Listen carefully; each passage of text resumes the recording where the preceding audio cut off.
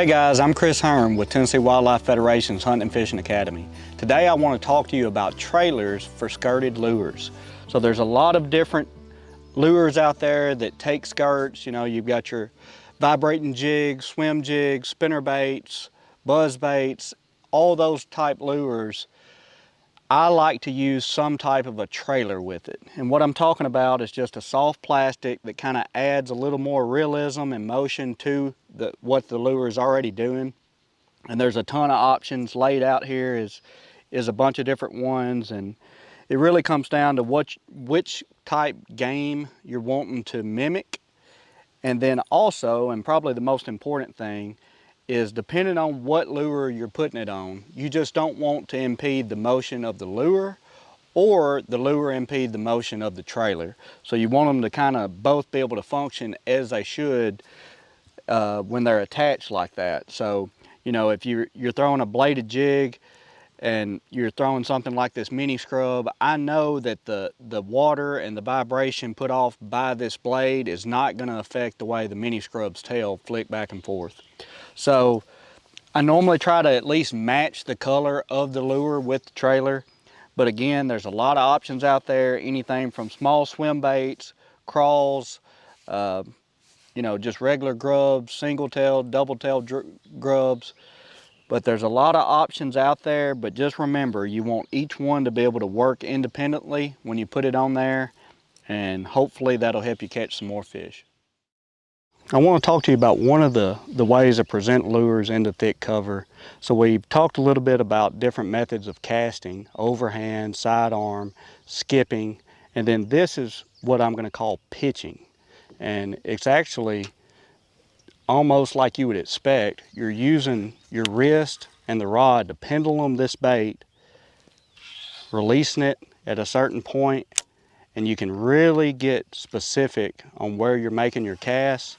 This is really designed when you're casting inside of, let's just say, 20 foot.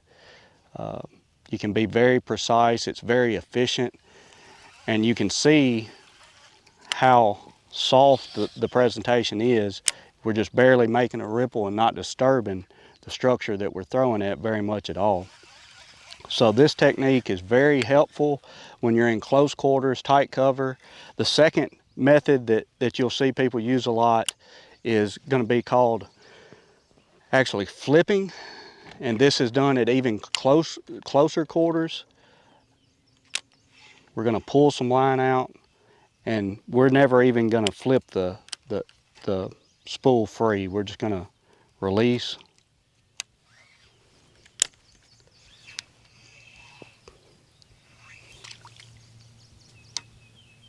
And I can cover a lot of water really quick like this. So this is done inside of really about 12 or 14 foot.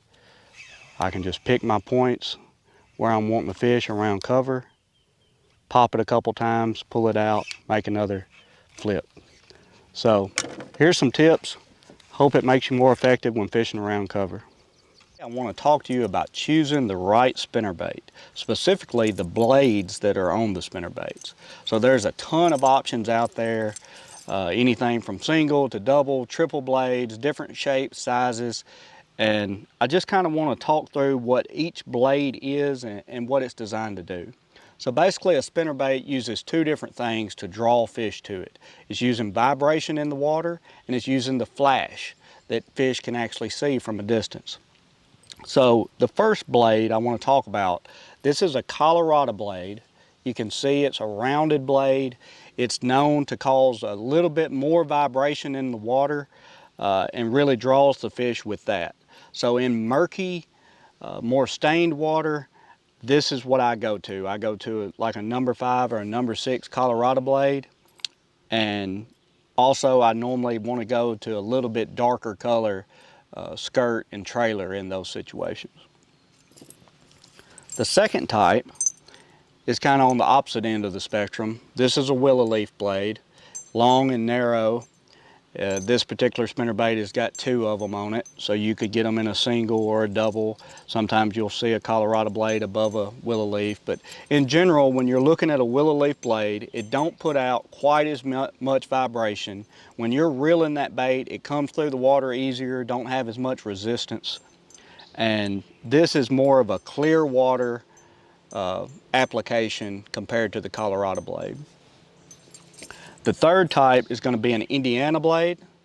And really, if you look at it, it's basically if you drew a line between a Colorado and a willow leaf, and you know, it's really an application where a little bit of stain to the water, it does put off quite a bit of vibration and a lot of flash. So this is kind of the middle ground between the two. But I hope this helps to understand when you're shopping for spinner baits and you have all the options of different blades and weights and things like that. Hopefully this helps you select the right one for your scenario. Hey guys, I want to talk a little bit about the setup we're using today. We're fishing for bass in heavy cover today, and to be able to get those fish out of those places like those bushes, you want a heavy action rod, 80-pound braid, and then this is a heavy wire hook with a 5/16 ounce tungsten weight. I'm using a beaver style bait and a bobber stopper. So the reason we're using these baits like this, it don't have as many legs and tentacles that can hang on the branches of the bushes and the structure that you're throwing in. Goes in there pretty easy, and then you can just pop it in and out, kind of using those branches as an advantage to keep the bait in the strike zone longer. And then when one hits it, you've got enough backbone of your rod and enough tensile strength on your line to be able to get them out. This braided fishing line, it has pretty much no stretch, and it's very abrasive resistant, so you can throw over branches and things like that and it won't nick your line and cause bad spots. So that's a little bit about this particular setup, and if you're going to have multiple bass fishing setups in your boat, this is one that's going to play a factor when you're fishing in heavy cover. I want to talk to you about crankbaits, specifically how to choose the right one based on how deep it's going to run for your different scenarios.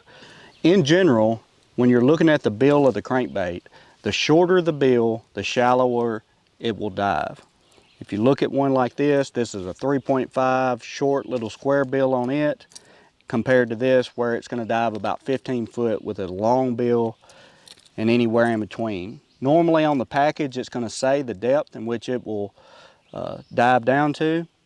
There's a few factors out there that will influence how deep that bait's going to dive, the line diameter you're throwing it on, how fast you're reeling it, but at least it gives you a good ballpark of kind of where to start.